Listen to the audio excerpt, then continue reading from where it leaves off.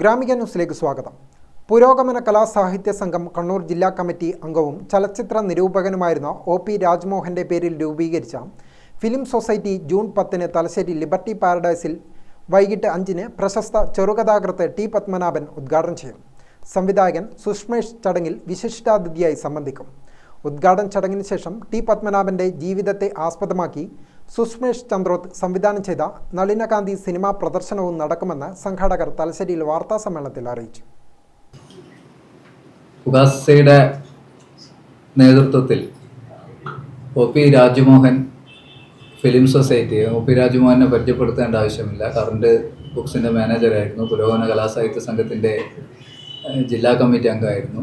തലശ്ശേരിയിൽ നിറഞ്ഞു നിന്ന സാംസ്കാരിക പ്രവർത്തകനായിരുന്നു. അദ്ദേഹത്തിൻ്റെ പേരിൽ ഒരു ഫിലിം സൊസൈറ്റി തലശ്ശേരിയിൽ ഇതിനോടകം രജിസ്റ്റർ ചെയ്ത് കഴിഞ്ഞിട്ടുണ്ട്. ആ ഫിലിം സൊസൈറ്റിയുടെ ഔപചാരികമായ ഉദ്ഘാടനം ജൂൺ 10 5 മണിക്ക് പ്രശസ്ത ചെറുകഥാകൃത്ത് ശ്രീ ടി പത്മനാഭൻ ലിബർട്ടി പാരഡൈസ് തിയേറ്ററിൽ വെച്ച് നിർവഹിക്കുകയാണ്.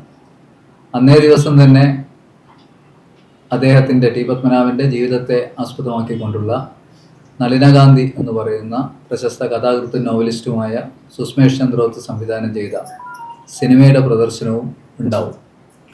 ഈ പരിപാടിയിലേക്ക് ആദ്യമായി മാധ്യമ സുഹൃത്തുക്കളെ ആകെ ക്ഷണിക്കുകയാണ്. ലിബർട്ടിയിൽ ജൂൺ 10 വൈകുന്നേരം ഉദ്ഘാടന ചടങ്ങിലും അതോടൊപ്പം തന്നെ ആ സിനിമ കാണണമെന്ന് നിങ്ങളോട് അഭ്യർത്ഥിക്കുകയാണ്. ഭാവിയിൽ സമാന്തര സിനിമകൾ പ്രദർശിപ്പിക്കുന്ന വേദിയായി ഫിലിം സൊസൈറ്റിയെ മാറ്റും. എല്ലാ വർഷവും ഉണ്ടാവുന്ന സിനിമകളുടെ മികച്ച നിരൂപണത്തിന് അവാർഡ് ഏർപ്പെടുത്താനും സൊസൈറ്റി ആലോചിക്കുന്നുണ്ടെന്നും ഭാരവാഹികൾ പറഞ്ഞു. ടി.എം. ദിനേശൻ, സുരാജ് ജർക്കര, അഡ്വക്കേറ്റ് കെ.കെ. രമേശ്, യു. ബ്രിജേഷ്, സി. ബബിത, പി. വിപൻകുമാർ, പ്രമീള രാജ്മോഹൻ എന്നിവർ വാർത്താസമ്മേളനത്തിൽ പങ്കെടുത്തു. ഗ്രാമിക ന്യൂസ്, തലശ്ശേരി.